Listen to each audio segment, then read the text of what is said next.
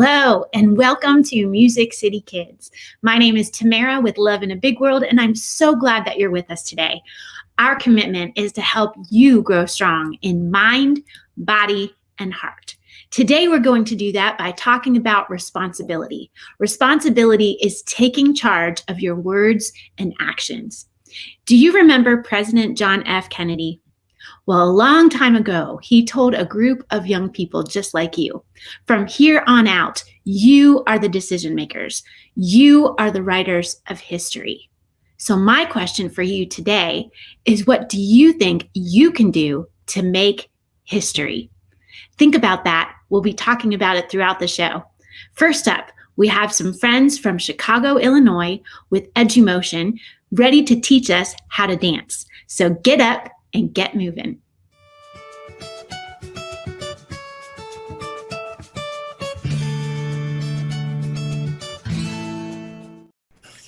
Hello, we are the Dancing with Class All-Stars from Chicago, Illinois. I'm their teacher, Mr. VH. We're normally a group of about 30 people from 4th through 9th grade who love to dance together.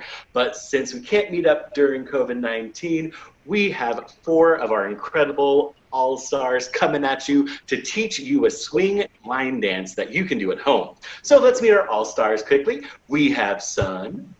Hi, my name is Sun, and I like music and dancing. We have Vashti. Hi, my name is Vashti. I like dancing and drawing, and I think dance is fun and very therapeutic, especially in negative times like COVID-19. I agree.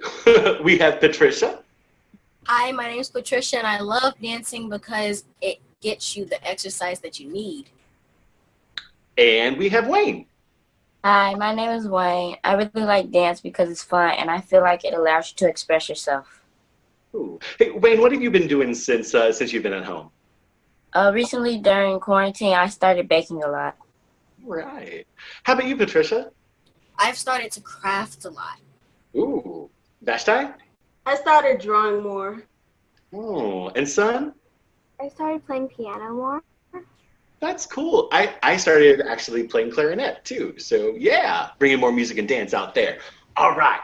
So we're going to learn a line dance based off of swing dancing. Now, swing dancing started during the Jazz Age in Harlem, New York. It's a really fun and upbeat dance. So I'm going to go ahead and turn it over to the All-Stars to teach you our steps for our line dance, starting with Sun. So the first step for the line dance is a basic step called and it's called a rock stop step, and you take your right foot and you rock backwards, then you sway to the side and then jump. And then you do that again, and then you add a jump at the end. All right. Vashti, can you show us the next step? Thanks, Sun. This step is called the grapevine. So you take your right leg, step to the side, then take your left, go back, then go to the side again. Then you're going to do a kick at the end. And then you're going to do the same with your left. So side, back, side, kick. Thanks, Vashti. All right, Patricia, can you show us the next step? So the next step of the dance is a kick. So what you want to do is you want to take your left leg and you want to kick out, and as you're kicking out, you want to take your hands and push them out like you're cheering for a team. Then do a forward and back. Then do the same for your right leg. Kick it out and push your hands to the right. Then do another forward and back. Awesome. Thanks, Patricia. And then Wayne, can you bring us home with the last step? For the final step, you're going to do 4 kicks while in place and make sure the kicks are in front of you. So 1, 2, 3, 4. And then you're going to do the Shorty George. That's when you fall into your knee and then you fall to the other side. And you're going to keep doing that until you come back in a circle. That's it. Now you've learned the dance.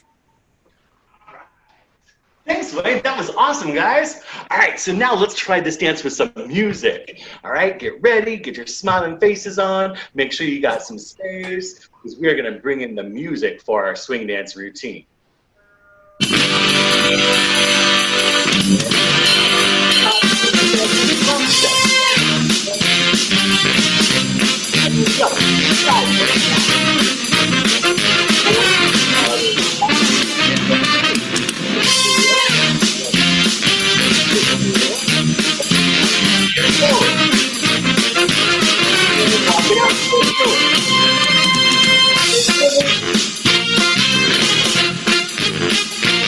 Awesome job, guys.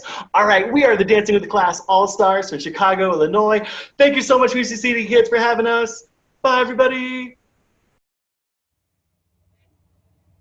Thank you so much, All-Stars. You're amazing. And did I ever tell you that I was a dancer too? Yep. I love swing dance, especially, and tying that history together with the Harlem Renaissance and swing. It's amazing. See, history, makers, what are you going to do? Some folks created dances, and we're still doing them today. What's the mark that you're going to leave on this world? Well, next, we have our friend Steve teaching us some coding. And now more than ever before, I think we all realize the importance of coding, especially since we're living in this virtual world. So check this out. Right, boys and girls, we're going to get started and we're going to be talking about Scratch coding. Have you ever wanted to learn how to code using Scratch coding? Well, it's very simple. You go to scratch.mit.edu, and then of course you're going to click where it says Start Creating. And once you click there, it will take you to the Scratch coding page. I'll introduce you to all the different aspects of that page. I'm going to close the tutorial window because you can actually watch tutorials on your own, and you should be able to get started quite easily after today's session. This over here is our sprite or our character. We could choose a different one if we wanted to. This over here is our backdrop or our stage. I'm going to quickly choose a boardwalk. I think that would be quite cool. Maybe we can drag our cat over there. And of course, on the left-hand side, we've got our blocks. These are our motion blocks. These are our looks blocks, sounds, events, controls, sensing. So all these buttons over here control the different types of blocks. And the way it works is you drag your block onto the screen. So I'm going to go to events and I'm going to drag this one on when the space bar is pushed. And then I'm going to go to motion and I'm going to choose change the x-axis by 10 units. And when I push the space bar, there we go, my character starts moving. But I think it would be more appropriate if I put the right arrow, and then when I push the right arrow, he moves to the right. So what I can do is I can duplicate this. Here we go.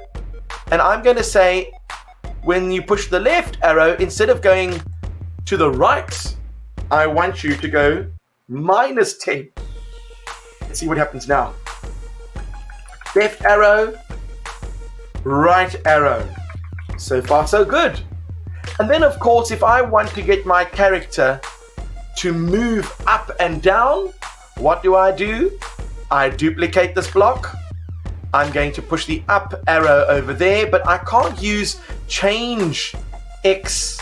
I need the change by Y. So I'm going to move that back there, and this time I'm going to put change by Y. Notice how the blocks click together. And if I duplicate that again, I can put the down arrow and change my Y by -10.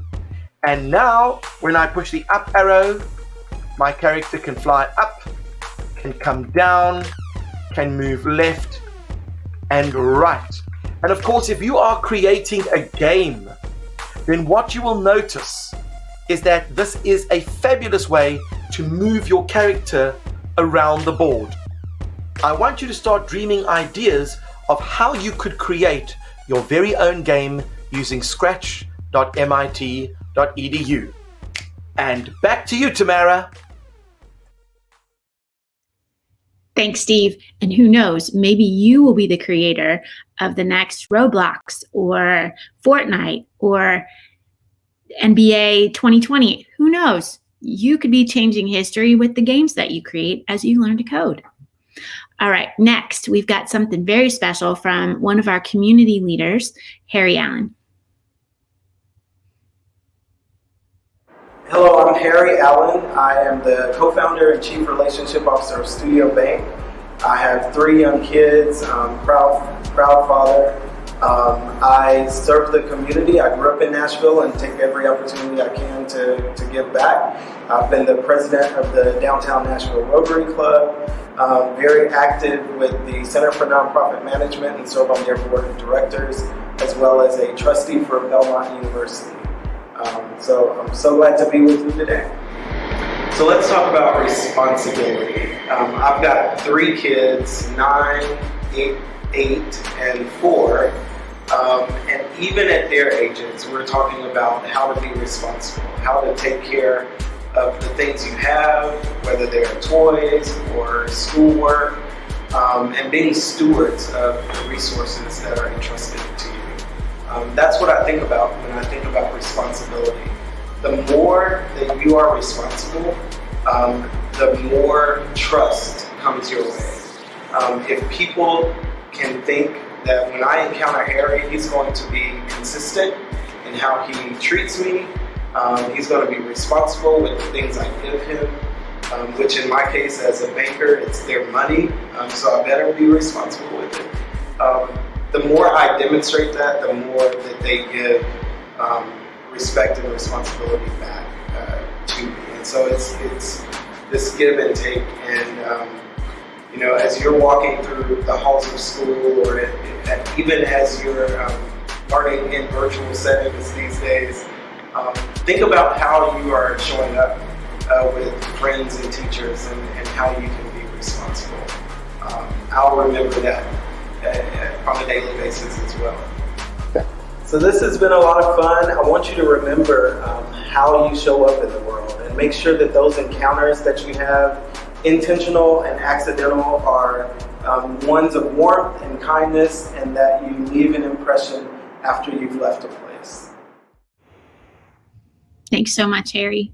And thanks for all that you do to serve our community.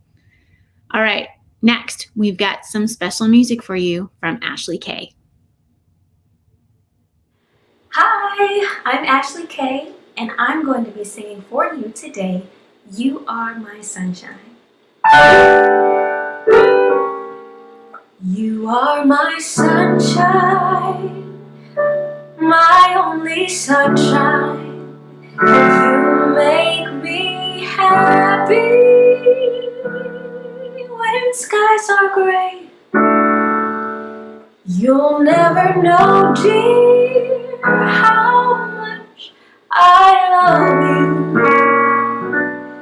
Please don't take my sunshine away. Oh, you are my sunshine, my only sunshine. You make me happy when skies are gray.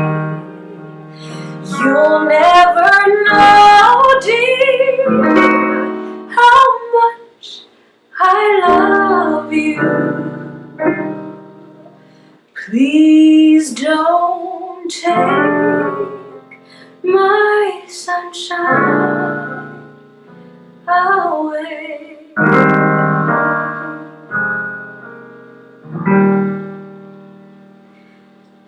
Back to you, Tamara. Ashley, that was beautiful. And we all need a little bit of sunshine, especially during these crazy days. Next, we're going to hear from our friends all the way across the Atlantic in South Africa from Oceans Aquarium with a very special creature for us to learn about. Hi everybody, my name is Aiton. I'm one of the animal keepers at the Oceans Aquarium. With me today, I've got Todd. Todd is one of our rescued western leopard toads that lives here with us at the aquarium. And being a western leopard toad, he's quite a unique species. First of all, they're only found here in the Cape Peninsula area. And what this means is we call them an endemic species. It means they're basically found here in Cape Town and nowhere else in the world. So we're very lucky to get to live around these beautiful little guys. Now, although Todd's coloration is quite dark, you might be able to see a few of his patterning on his back. And this is partially where they get their name from, as a western leopard toad, because they have those beautiful markings on their back. Now, these guys naturally live in wetland areas. Although they don't need to be directly near a water source to live, they do return there to breed. And unfortunately, as a result of habitat destruction and us constructing things like our houses and developments, we put a lot of pressure on these little guys to survive out in the wild. First of all, we've taken away a lot of their wetland areas. We've built roads that divide their wetland areas from one another. And as a result, when they move around from one wetland or one area to another, they often get hit by cars and are exposed to other things like predators. So what can you do to help these little guys? Well, first of all, if you find a little toad or a little frog on the road, ask your mom and dad to stop the car, get out, make sure it's safe, and pick the little guy up and put him on the side of the road. Although it might seem silly because that's just only one, that's one little difference that you made for these guys and their species. And the reasons that this is so important is because these guys are listed as an endangered species. It means that their numbers out in the wild are very, very low.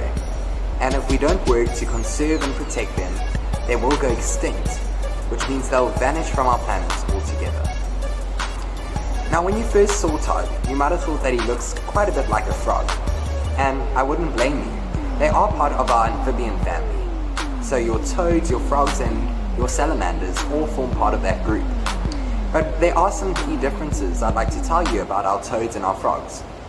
First of all, you'll notice Todd does have quite a rough and dry skin. You might be able to see. Can you see it's not really slimy? Whereas your frogs, they've got wet and slimy skin.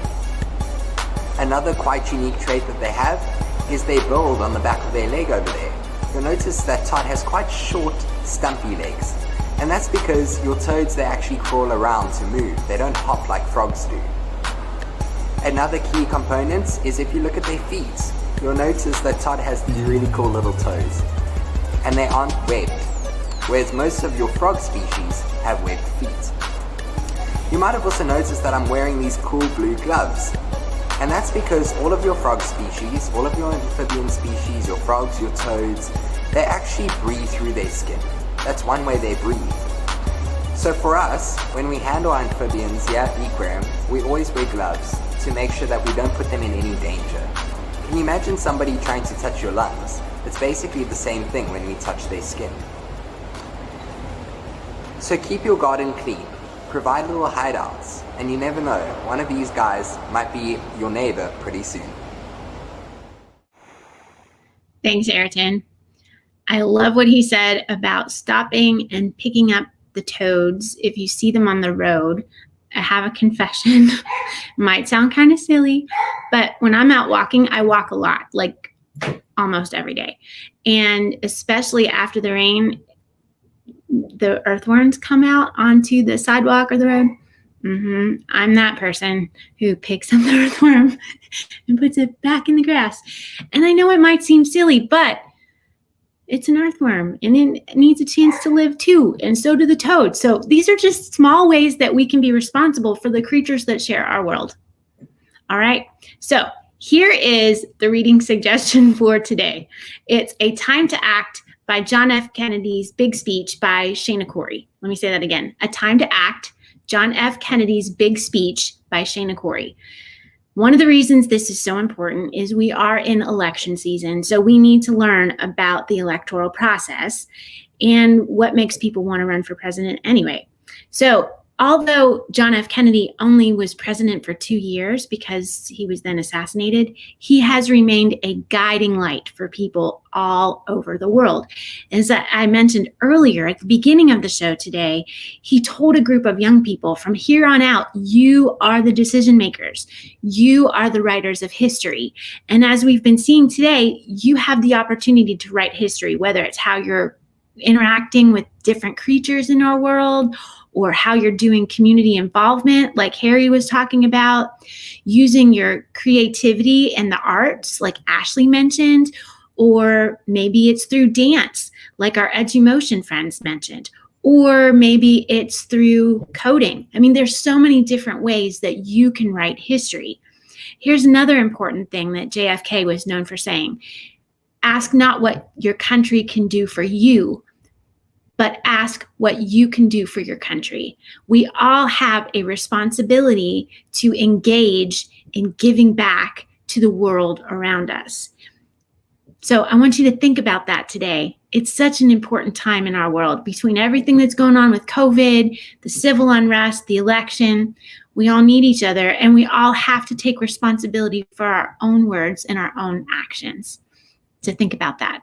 All right, next up is Dr. E.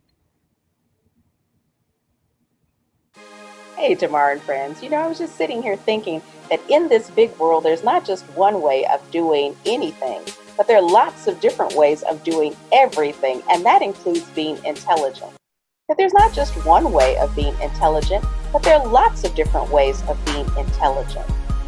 And a man by the name of Howard Gardner, who's a psychologist, has identified that there are at least 9 different ways of being intelligent, or what he calls being smart.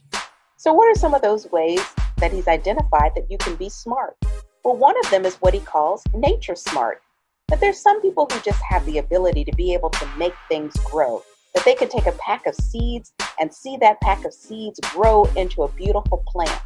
Or they can create a garden overnight, seemingly. Those people have what are called nature smarts. Then there's some people who have what are called sound smarts.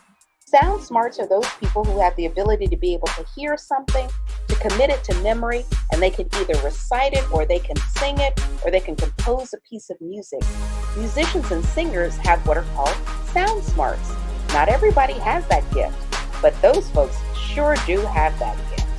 Then there are some people who have the ability to be able to reason, to be able to solve problems like hard math problems. Those people who have what are called reasoning smarts. Or number smarts.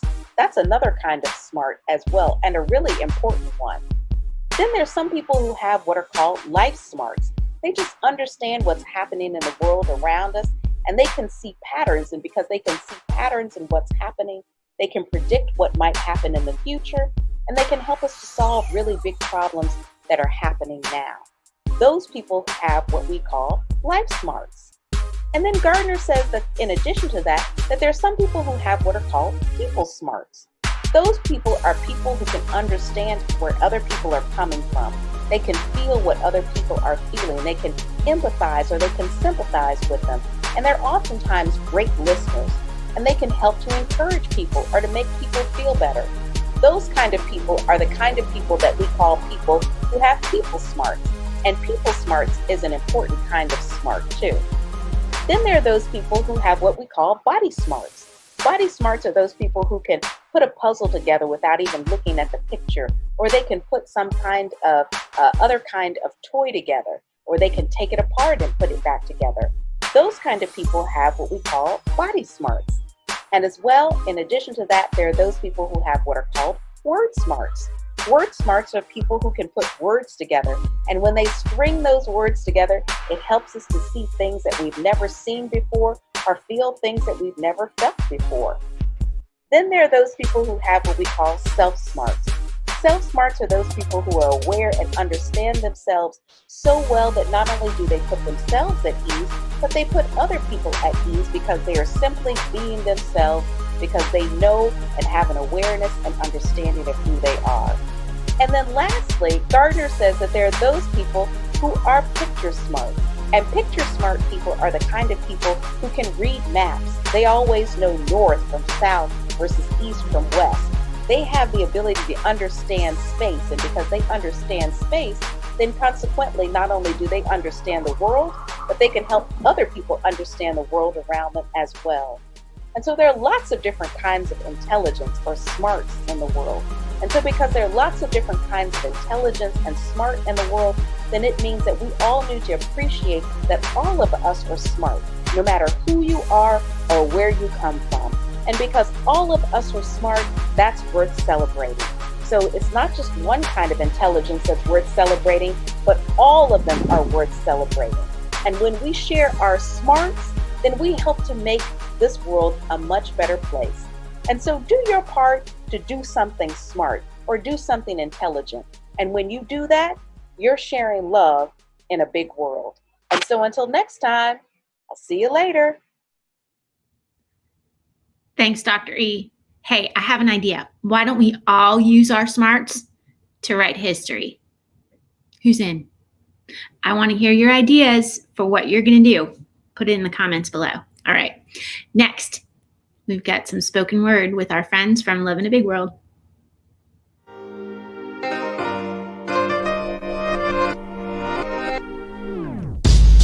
Your words have power to build or destroy. They can be sharp, serrated knives, slicing through the peace and happiness of loved ones and strangers alike, wounding hearts, paving the way for the infection of sadness to set in. Your words can evoke frowns and ignite the waterworks in eyes. Your words can hurt. Your words can also be medicine that fix broken feelings and lift heavy hearts. Your words can admit your wrongs. Your words can express your accountability. Your words can carry apologies that dance on your tongue. Your words have the ability to communicate love. Your words have the potential to activate change. Your words have the power to move any mountain that stands in the way of your greatness. Your words are actions that demonstrate the active and ever-giving power of love. Your words can free you. Your words can free me. You have a responsibility to use your words to speak life into the world.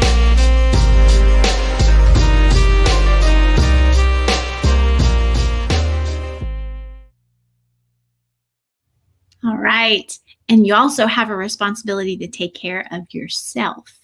So here's an idea from Margaret about what you can do to help you. Hi, I'm Margaret Brown, and I'm going to be teaching you how to create mandalas. Mandalas are a great way to relieve stress and anxiety due to their repetitive nature. So please remember, there's no wrong way of doing it, and I hope you enjoy. The first thing you're going to do is find found objects around the house. Use a pencil to outline them. This is going to give you a nice guideline to work from with your mandala. So I'll use one hand to hold it down and then use the other to trace. And with mandalas, what you do is you start in the middle. So I'm going to do a little dot in the middle, and then I'm going to create some geometric shapes. So geometric shapes are anything like a triangle, rectangle, in the middle. You can use geometric or organic. So organic would be anything like flowers like this, leaves, anything in nature.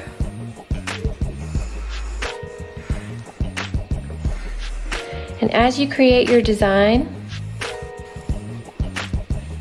you want to focus more on the process and not the product. So as you work, try to be really flexible with what you're asking. Like, I wonder if I do this, what would it look like, and so on and so forth. So then I would continue my process all the way to the end. So once I'm done with the pencil, then I can come on top with Sharpie, and if there's any corrections I want to make, I can do it then. And you always want to twist the paper towards you so you can see what you're doing. And then once I outline the whole entire mandala, then I can come with a eraser and erase all my pencil marks.